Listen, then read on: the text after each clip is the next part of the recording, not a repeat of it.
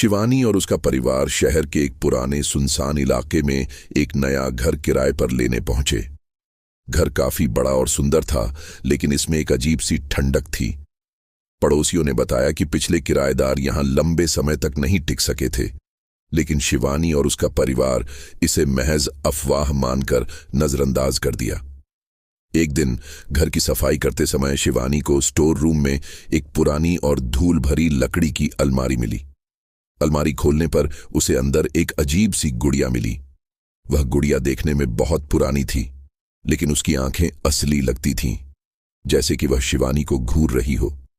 शिवानी को यह थोड़ा अजीब लगा, लेकिन उसने इसे अपने कमरे में रख लिया, यह सोचकर कि यह गुड़िया उसकी छोटी बहन रिया को पसंद आएगी।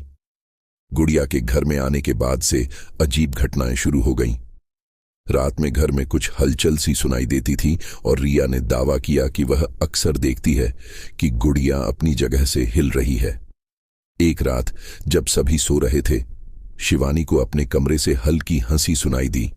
वह डर गई और लाइट जलाकर देखा तो गुड़िया उसके बिस्तर के पास थी, जबकि उसने इसे अलमारी में बंद किया था। शिवानी ने यह बात अपने माता पिता को बताई, लेकिन उन्होंने इसे उसका वहम मान लिया। अगले कुछ दिनों में घर में और भी अजीब घटनाएं होने लगीं।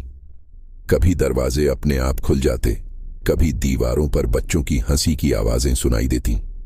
सबसे डरावनी घटना तब हुई जब रिया ने रात को अचानक चीखना शुरू कर दिया। जब परिवार ने उसके कमरे में जाकर देखा तो वह गुड़िया को अपनी गोद में लिए मुस्कुरा रही थी, लेकिन उसकी आंखें पूरी तरह सफेद हो चुकी थीं। शिवानी को यकीन हो गया कि यह गुड़िया कोई साधारण खिलौना नहीं है। उसने गुड़िया को जलाने का फैसला किया। जब उसने गुड़िया को जलाने की कोशिश की तो पूरे घर में जोरदार चीख सुनाई दी और घर की लाइट्स बंद हो गईं। गुड़िया आग में जलने के बजाय और भी चमकने लगी। तभी एक अजीब और डरावनी आवाज गूंजी, तुम मुझे नष्ट नहीं कर सकते, मैं यहां हमेशा के लिए हूं। शिवानी ने उस रात घर छोड़ने का फैसला किया, लेकिन जब वह घर से बाहर निकलने लगी तो दरवाजे अपने आप बंद हो गए। गुड़िया खुद ब खुद हवा में तैरती हुई उनके सामने आ गई।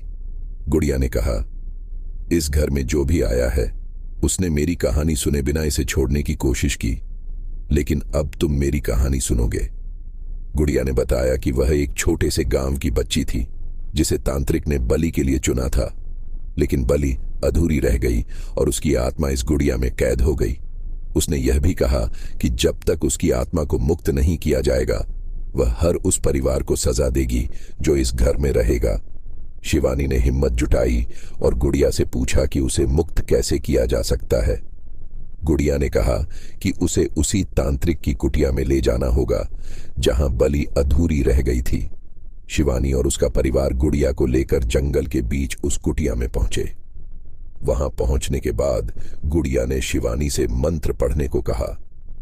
जैसे ही मंत्र पूरा हुआ, गुड़िया हवा में घूमने लगी और एक जोरदार धमाके के साथ गायब हो गई।